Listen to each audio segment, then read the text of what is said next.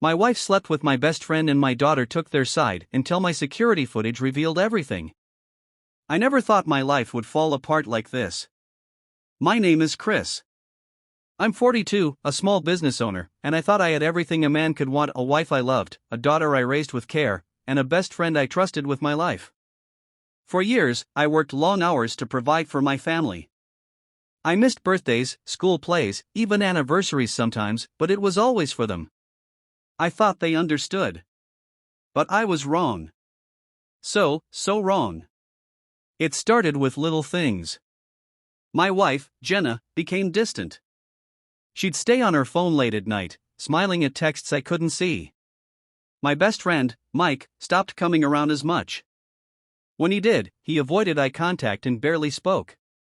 And my daughter, Lily, she's 17, began acting cold toward me, like I'd done something wrong. I tried to shake it off. Maybe I was just tired. Maybe they were too. Families go through ups and downs, right?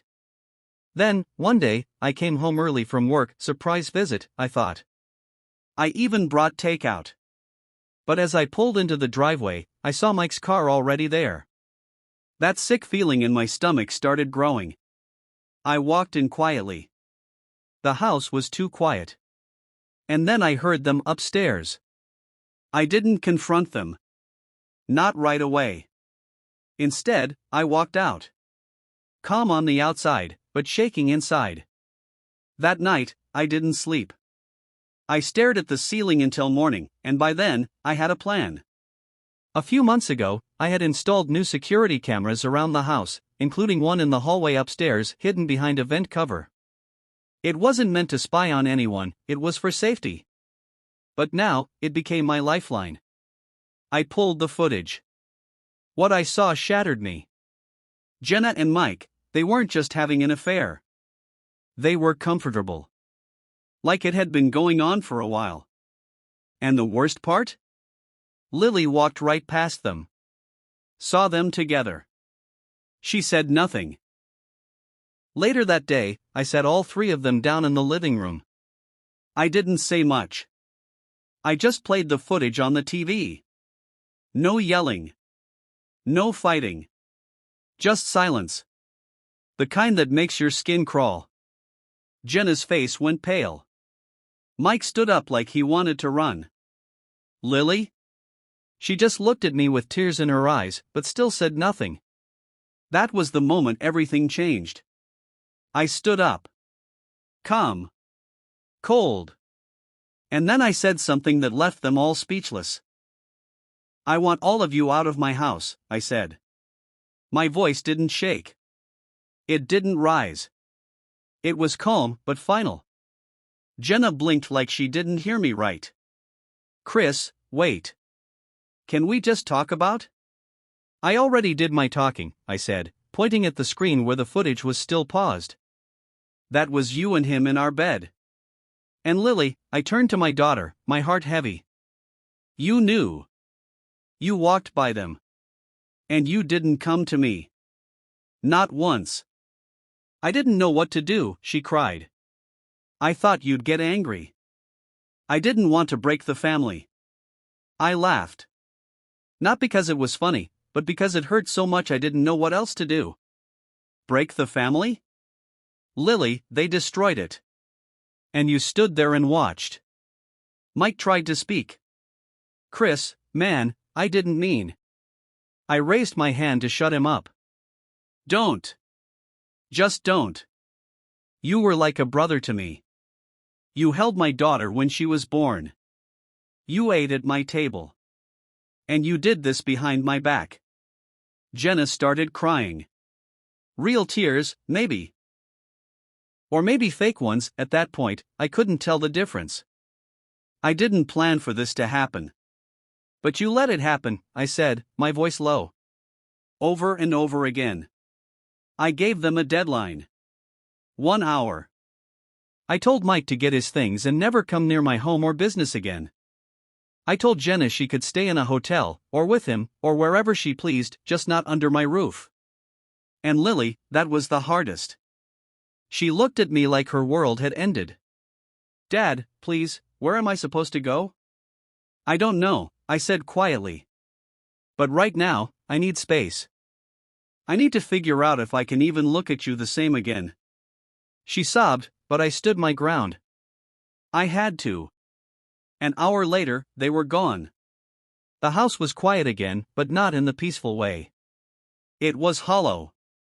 Like the walls had witnessed too much. That night, I sat alone at the kitchen table, staring at a photo of us from 2 years ago. We looked happy. Maybe we were. Or maybe I just believed in something that was never real. Since then, I've started making changes. I've filed for divorce. I've cut Mike out of my life completely. I don't answer Jenna's messages. Lily texts sometimes, apologies, memories, questions, but I haven't responded yet. I still don't know what to say. But something in me changed that day. Something sharp. Something strong. And I'm not done yet. A week passed. Then 2. The house stayed quiet, but my mind never did. Every corner held a memory. Every plate, every picture frame, every echo in the hall reminded me of what I'd lost, or maybe what I thought I had. I started therapy. I didn't tell anyone, just went. I needed someone to help me understand how I'd missed so much. How I'd let love blind me to the truth. Jenna kept trying. She emailed, called from new numbers, sent letters. Some were full of apologies. Others were angry. Classic manipulation. One message stood out though, handwritten, shaky, smudged with tears. She said Mike had left her already. That he told her it was just fun and that he never meant to stay. I didn't reply. I couldn't feel sorry for her. But Lily, she was harder to shut out. One night, around 11 p.m., I heard a knock on the door. I ignored it at first. Then I heard her voice, "Dad, please." I opened it. She stood there in a hoodie, hair wet from rain, eyes swollen. "I have nowhere to go," she whispered. "Mom's staying in a motel. She cries all day. Mike won't talk to either of us. I made a mistake, Dad. A big one. But I'm still your daughter." I didn't say anything for a while. Just looked at her.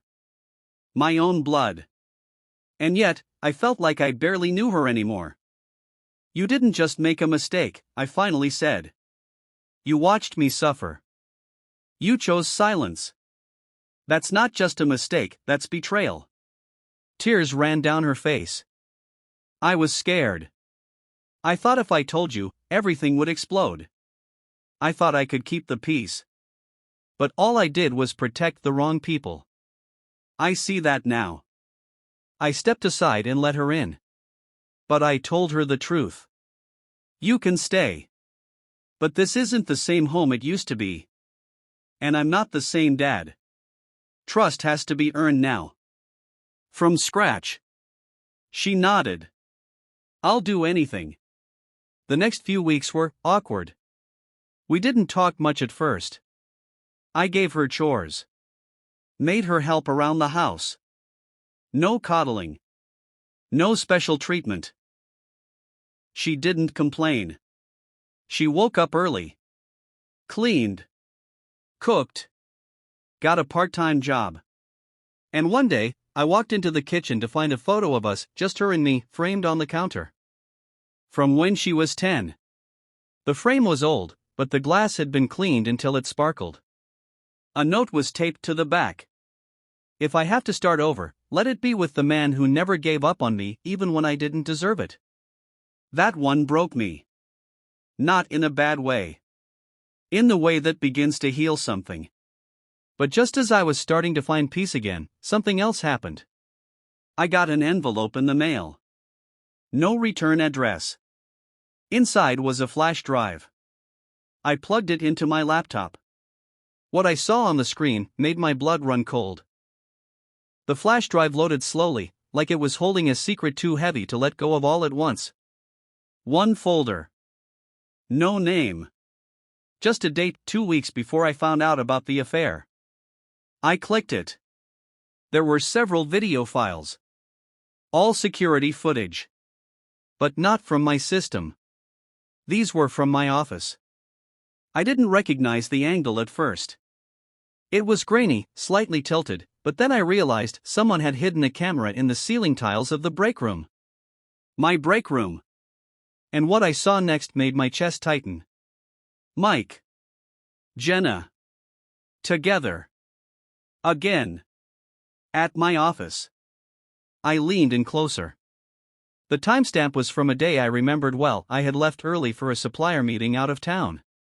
Jenna told me she was visiting her sister.